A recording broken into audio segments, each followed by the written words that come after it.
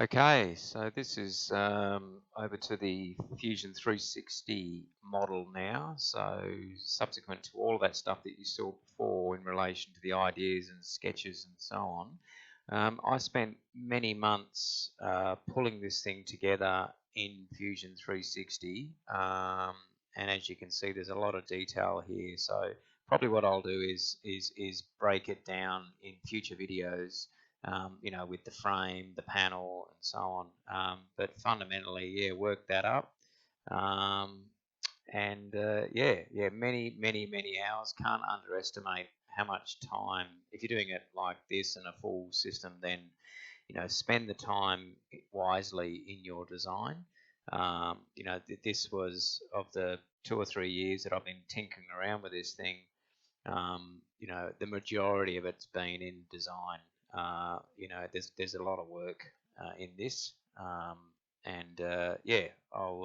show you that in a bit more detail in subsequent videos. So, but just to give you a very, very, very brief walk around. So, not very aerodynamic. It is just pretty much a box.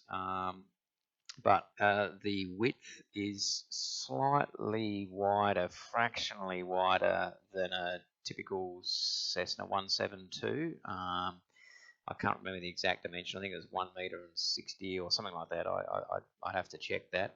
And that was only just to provide it as an extra level of comfort. So if you've ever sat in a 172, you're pretty close. So I wanted to just provide a little bit extra comfort. So that was the main driver for that.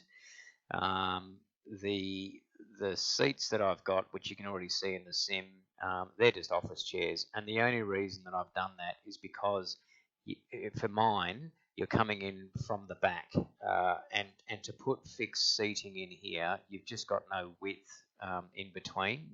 Particularly if you've got two people in the sim. So that was the main reason. I wanted something you can just take out and pull back in, and the office chairs work fine. They're really comfortable. Not true to life, but they work well.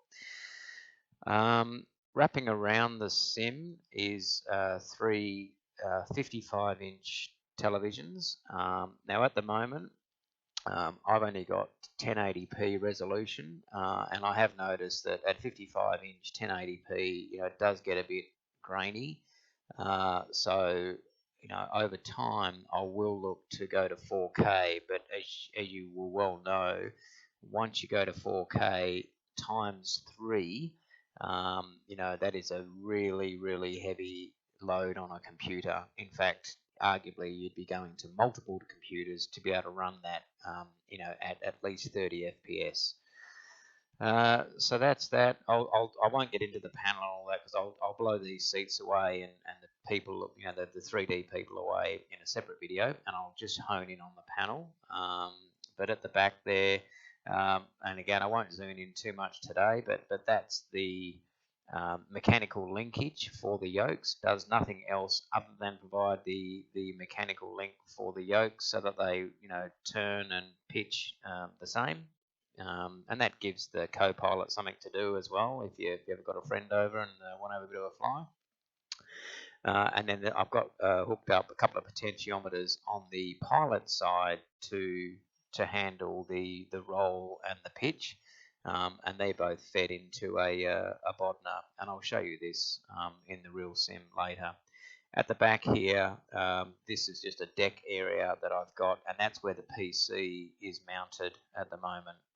So all wiring and all that comes through and sort of sits neatly on the top of the frame there. So that's it. So I hope you enjoy that. And look, thanks very much for coming along the journey with me, and we'll talk soon. Take care. Bye-bye.